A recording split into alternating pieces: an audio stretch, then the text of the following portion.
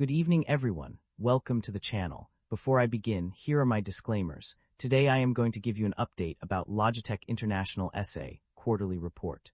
Logitech International S.A. offers a wide range of software-enabled hardware solutions that cater to various needs.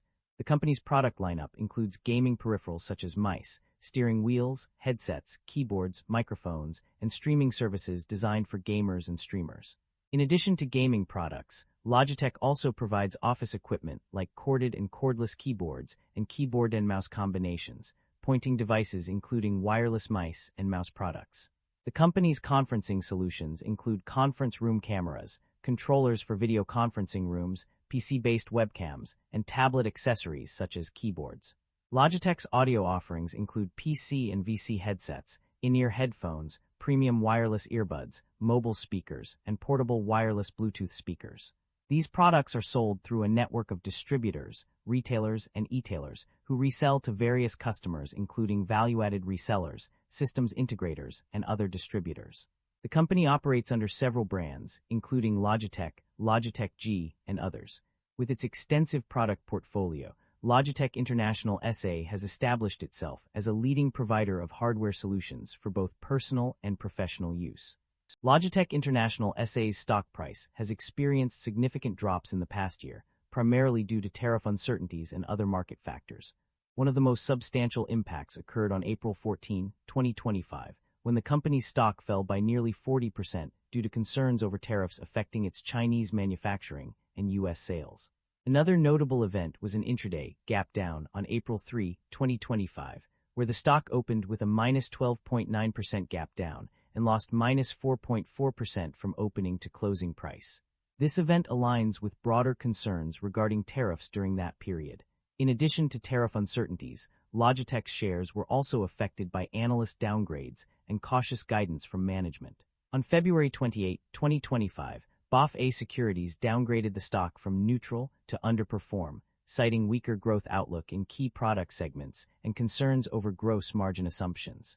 Furthermore, despite reporting strong Q3 fiscal year 2026 earnings on January 28, 2026, Logitech's stock tumbled 6.4% due to cautious guidance for Q4 net sales growth and a significant increase in short interest. Overall, these market factors have contributed to Logitech International S.A.'s minus 11.46% decline in stock price over the past year. Logitech International S.A. maintains a market capitalization of $13 billion, broadly in line with the industry peer group. Logitech International S.A. trades at a lower price-to-earnings ratio of 18 times and a higher price-to-book ratio of 5.44 times relative within the industry. But when we look at the broader industry, much for its peers are also priced fairly or higher. This indicates an overall sector-level optimism, suggesting that most investors have already participated in the industry, leaving limited opportunity to uncover undervalued stocks. The company maintains a moderate leverage profile, with liabilities making up 40% of total assets, suggesting a balanced approach between risk management and capital efficiency.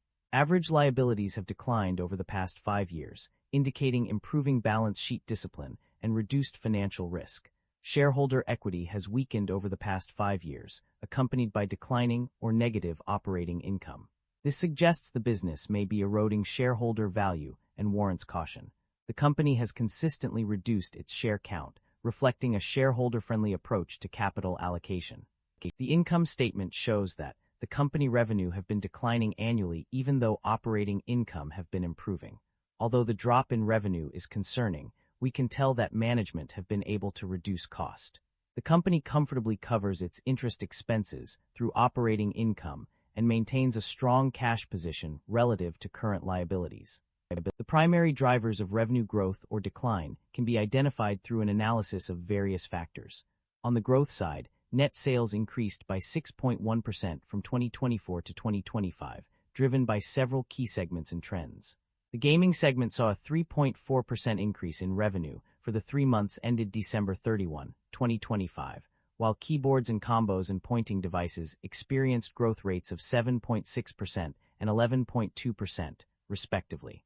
The tablet accessories segment was a standout performer, with a 21% increase in revenue. This growth can be attributed to AI-driven productivity improvements and product innovation, as well as new ways of working, such as hybrid workspaces, driving demand for various products. The increased adoption of video conferencing by enterprises and consumers also contributed to the growth.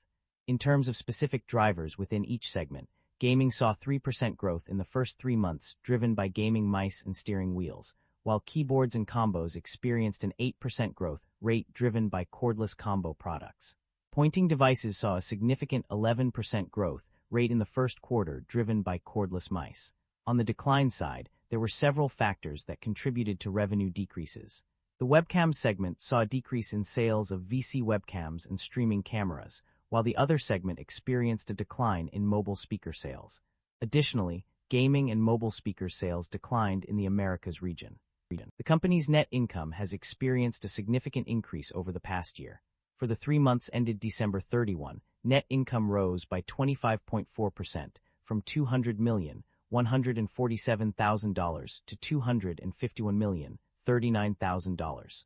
This trend continued for the 9 months ended December 31, with an increase of 16.5% from $487,463,000 to $567,724,000. The profit margins also showed a notable improvement. The gross profit margin increased by 0.3% for the 3 months ended December 31, while remaining relatively stable for the 9 months ended December 31, with a slight decrease of 0.1%. However, the operating profit margin saw a more substantial increase, rising by 2.7% and 1.5% respectively for the 3 and 9 months periods.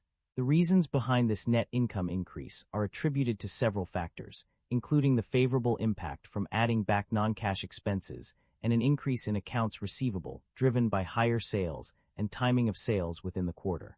These factors have contributed to the company's improved financial performance over the past year. The company's financial performance is a testament to its ability to generate positive operating cash flow.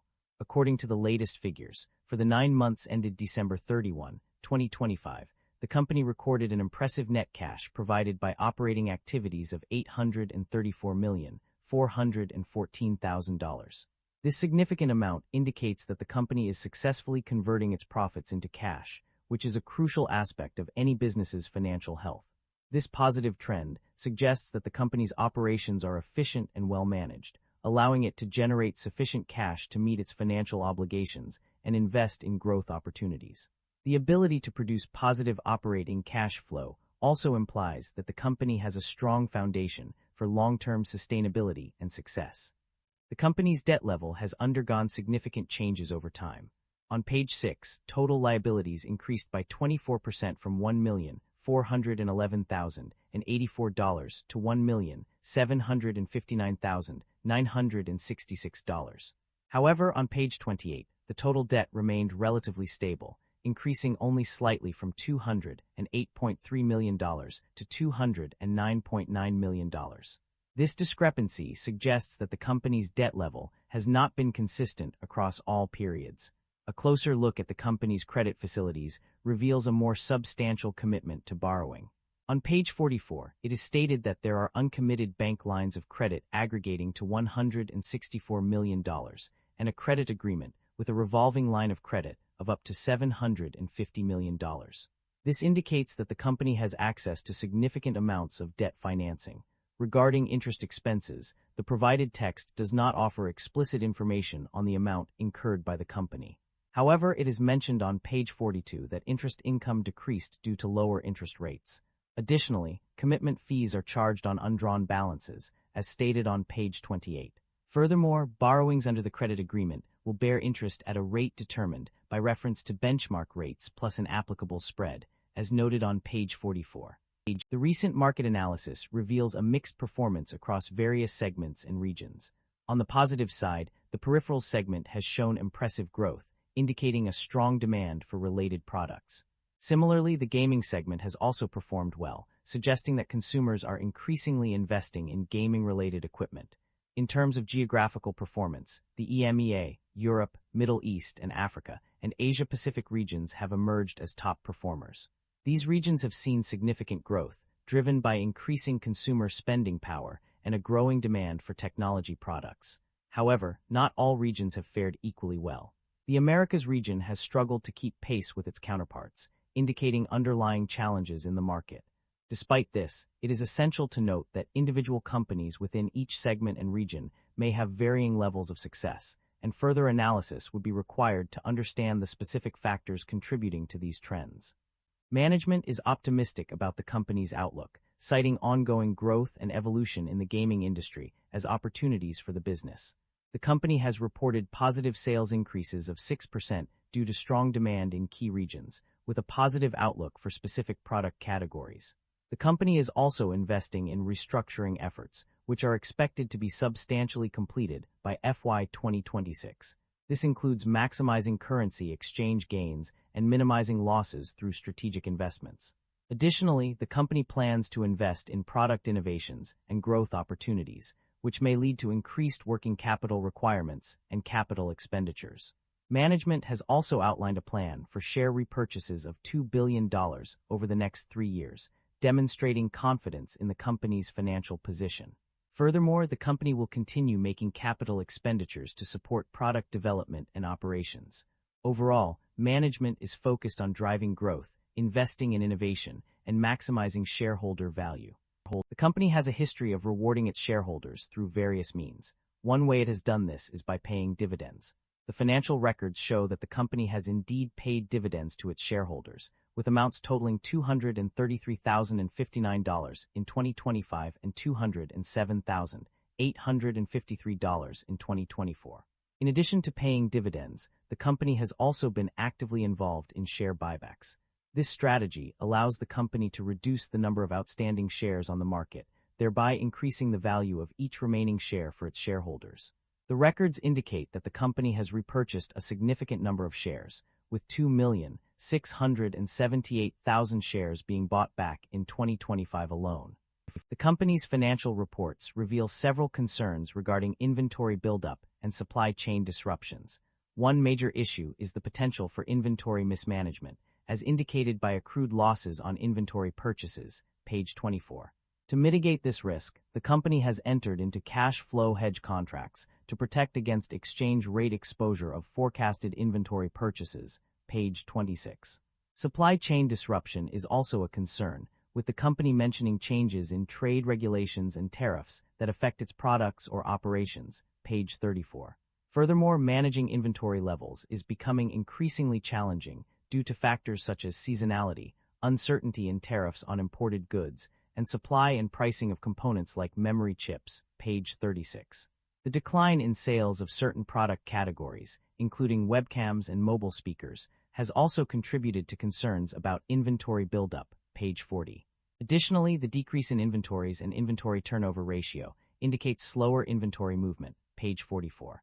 The company's non-cancelable purchase commitments of $434.7 million further exacerbate these concerns about inventory buildup, page 46. These issues collectively suggest that the company is experiencing some level of disruption or uncertainty related to its supply chain and inventory management, which may have significant implications for its financial performance and operations. That concludes the financial summary for Logitech International S.A. Feel free to comment below, and I will be happy to answer them when possible.